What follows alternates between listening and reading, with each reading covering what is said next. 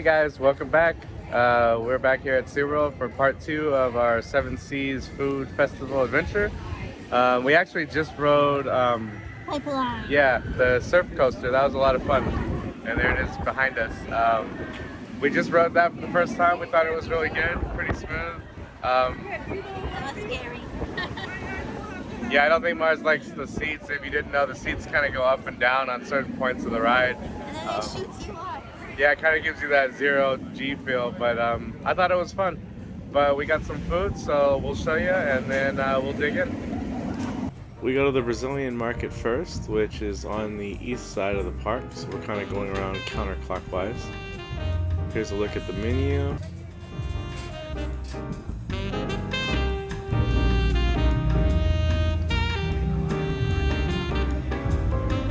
We're at the Brazilian market booth, and I got the picanha steak, maybe? And Mars got the galinha? Yeah. Chicken and steak. Yep. So we got chicken and steak. That's the best way to put it. They look good, and so we're gonna dig in, and we'll let you know. Alright, so my steak was pretty good. Like I was telling Mars, is a little tough in a few spots, which I kind of expect. You know, I don't expect like the best cut of meat, but it was fine. The beans weren't good in my opinion. They were cold and kind of vinegary, and just wasn't my thing. But the steak was worth it, and since we have the punch card, we feel like it was fine. Now I'm trying this strawberry lemonade here from the Half Pint Pavilion bar behind us.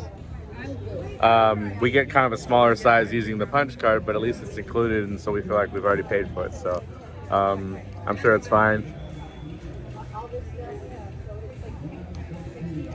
Yeah, it's good. It's a premix they have, and it's with Tito's vodka. So yeah, it's pretty good. Nice and refreshing on a hot day.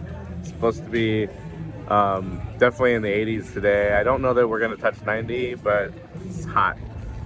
So nice cold drink is good on a day like today. Over at the theater, there's a concert tonight. It's the band Fuel. Sorry, the band Fuel. Oh yeah, Fear would have been better. I don't know who the hell Fuel is. A lot of guys. How's your chicken? The chicken was okay. The drumstick was better than the breast. The breast was dry, but the seasoning was pretty good. The rice is what the Spanish rice that we make you at home from like the grocery store. So it's like pre-seasoned and pre-portioned out. It's just you throw it in with water and cook it. So that was okay, but I was really hungry, so this was like a good portion. So it was a drumstick and then a big chicken breast. So now we went to the Mexico and Gulf Coast booths.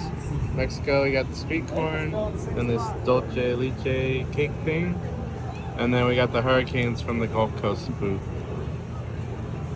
Cheers!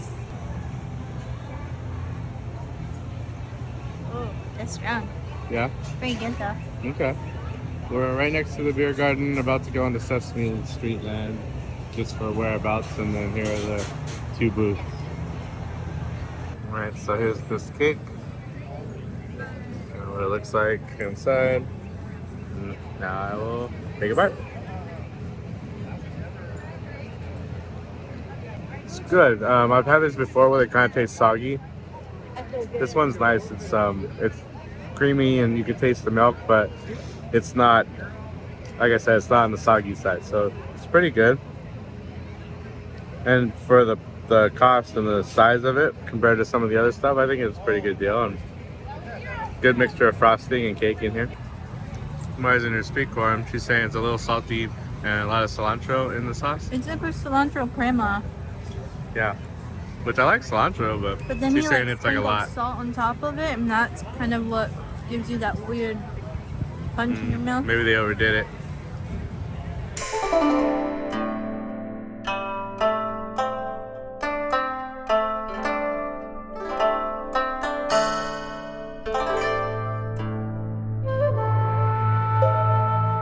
I got the ice cream last time, but here's another look at it.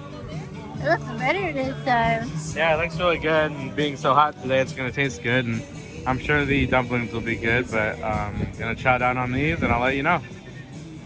Well, the dumplings were good, just like I figured, and of course the ice cream just as good as last time, so highly recommend this if they do it again next year. The dumplings were pretty standard, but sounded good, and we're trying to burn through this card, so that's kind of why we got those. But they weren't bad either, so if you like dumplings, have a go. Yeah, but they've been eating that stuff that turns them pink, just like the flamingos. So just giving you guys a view over the lagoon here. We're heading towards the Arctic Pavilion, trying to soak up some AC. So now we're finally taking this access bridge that cuts through. They do close this bridge in the evening, so if you're looking to get through this way, just be mindful it might be closed. There's the arena over there. There's Mars. There's the observation tower. But here we go. Alright, so just to kill off our pass, because we're basically full, done eating, I got a couple Yinglings. Actually got 3 of them, already finished one. And that'll do it for the pass. I think we'll give you a little recap of what we thought of the pass and the festival once we get back home. It is hot, so we're gonna get out of here, and we will conclude this video shortly.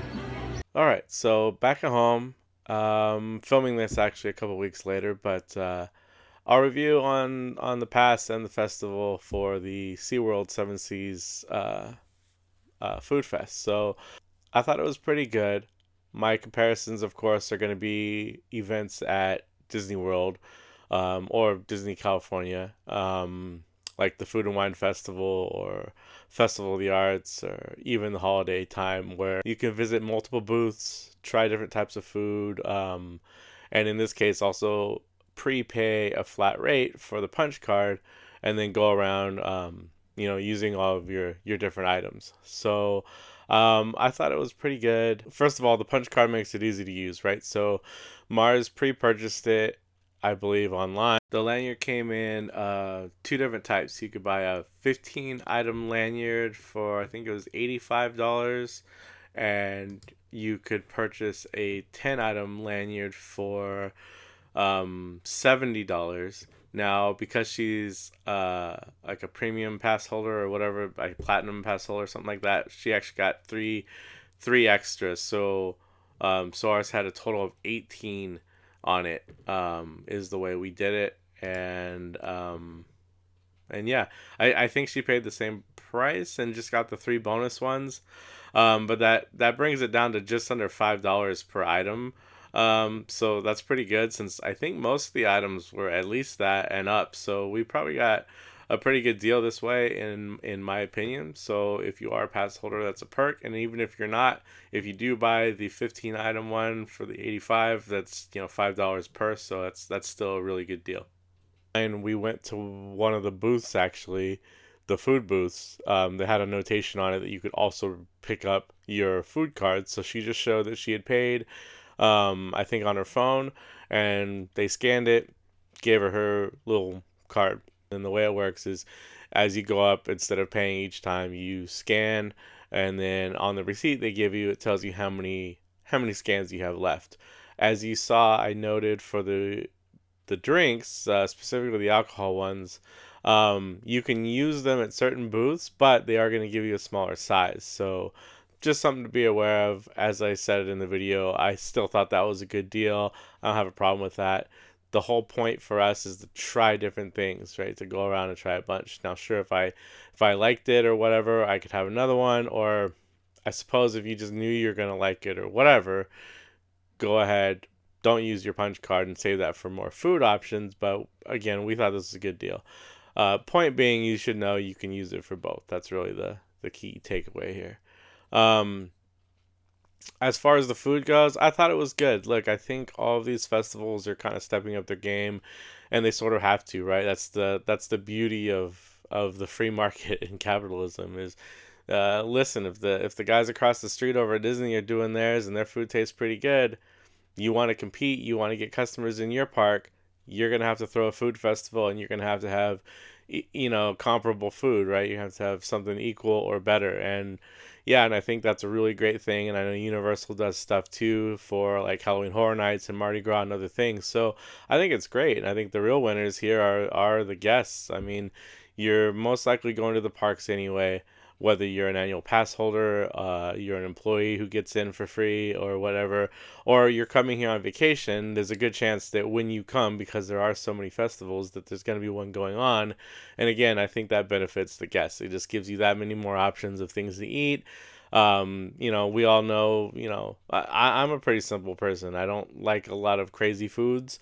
But in this case, it does allow me to try some if I want to, and if I don't have to. But what I was getting at is, you may be coming with your family or a group of friends, a group of people, whatever, and yeah, within that group, right, the odds are that there's probably one person that's maybe not as adventurous, or they just are picky in general. And so by having a food festival, now you just increase the amount of options of food, right? So again, I think it's really good, and I think it just provides a lot more options. Again, smaller portions, but if you don't have the lanyard like we did and you're just paying out of pocket, the smaller portions are also smaller costs. You're not like buying a full meal. Also, another thing is the roller coasters, right? A lot of folks will say they don't want a big meal before they go ride these rides. So this is another advantage. Go have a snack, try something good, and jump on a ride, and then, a ride or two, and then later on have another snack or dessert, drink, whatever. So again, I think they're great. I think they did a good job. I would definitely go back to the Seven Seas Food Festival at SeaWorld, and I would buy the pass again. For just Mars and I, as you saw at the end of this video, we kind of had our fill, so to speak. Mars wasn't feeling good either, so we kind of cut our day short. But we also knew we probably weren't going to come back while the festival was still going. This was one of the last weekends. In fact, this may have been the last weekend. And so we just used our last few scans on the beers. So that is something to keep in mind. Really make sure that you're going to use all of these within the time period.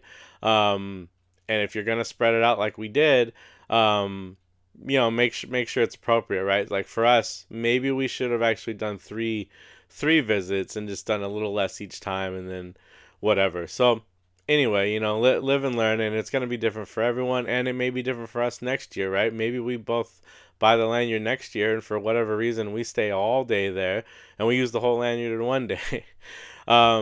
It's definitely possible, so I can't go over every scenario. My takeaway here is that the lanyard makes it easy. It's all on one card. You've already spent the money. I don't want to go to each booth thinking I have to order the most expensive thing to get my money. That's not the point for us. The point is ease of use. I want to just be able to scan this thing, get my food, get my drink, and then be on our way. So for me, that's what makes it great, and that's what I enjoy about it. I enjoy that the booths were spread out. They were, not all just in certain areas of the park. You could basically just walk around, and other than that bridge that we were walking on at the end of this video, pretty much everywhere had booths, had something. So I think that was done really well. And again, the variety of food I thought was really good. Even though it's the Seven Seas Food Festival, it was not a seafood fest. It was definitely a variety of foods. Chicken, fish, and seafood. Um, so I thought it was well covered, and again, alcoholic drinks are in there too, and a lot of like sugary like treats and stuff too, dessert type items as well. So I thought they did a really good job. I do think this competes well with some of the food festivals at Disney and Universal, and so good on SeaWorld for keeping up, and we definitely recommend going there. I think it was a fun event, and SeaWorld itself, like I've said in the previous video, they have plenty of things to do. They got great shows, most of them, of course, infused with animals and other things in their acts. They got great roller coasters. I think they compete with some of the best. And there's also other little kid activities to do too. So I think you hit every age group in case you're traveling with children. The park's easy to get around to. There's not like a ton of hills or anything like that. So whether you have trouble walking or you're in a wheelchair or whatever, I don't think you'll find any difficulty here. And there's also plenty of shops and other things too. So of course, we've mentioned in past videos the reason I mentioned that, not just so you can buy stuff, but use that for AC, right? Pop in the shop, get out of the sun for a few minutes, and yeah, look around, whatnot, and soak up that AC, and then keep walking. You know, use the shops to walk through. Everyone does it. They're used to it. The employees are used to it. Here in Florida, that's just kind of part of what you should be doing. And so if you are visiting from out of state and you're just not used to this, definitely incorporate that into your day. Just pop in. It doesn't matter if you're going to buy anything or not. Just pop in. You can even just stand there. It's fine. People do it. Just please don't stand in the walkway. But soak up that AC, get out of the sun. It's definitely a good deal. So I know this video is a little shorter, but thanks for tuning in. We appreciate it, and we're gonna try to be a little more consistent with our videos now that we're getting really close to being up to date. As you guys have noticed, right? The videos I've been posting, some started last spring, but now we're getting there. We're almost, this was just a few months ago. This was May that we went, and so we're getting really close to being up to date, and that's exciting, but also a little pressure on us. We definitely want to keep putting out these videos consistently. We'd love to get our subscriber count up, and in just all frankness, we want this channel to kind of be something fun for us, which has always been the goal, but we'd also like to earn a little money off of it too. So we'd like this just to kind of bonus fun money and help kind of fund the videos, not for other stuff, but like when we travel, if we're gonna vlog, this will help go towards that. So that's our goal. So if you are watching and you haven't, please do us this favor. Please subscribe, and if you are liking the content, give it a like. Both of those things, as I think now everyone knows, they definitely help the channel. Specifically, the subscriber one though is big for us right now. We have to get up to 1,000, so we haven't even broke 100 yet. So we have a long ways to go. So just throwing out a shameless plug there, but that's kind of where we're headed, and that's kind of what we want to do with the channel. So moving on, hopefully we can keep up with this. I think really our goal right now is maybe a video a week, if we can sustain that. Of course, we'd love to do more, but being realistic, I think that's going to be quite a challenge on its own. But we'll see how we do here. Hopefully we can kind of keep up. But yeah, until the next adventure, guys, thank you guys for tuning in. Appreciate it very much, and we'll see you next time. Bye-bye.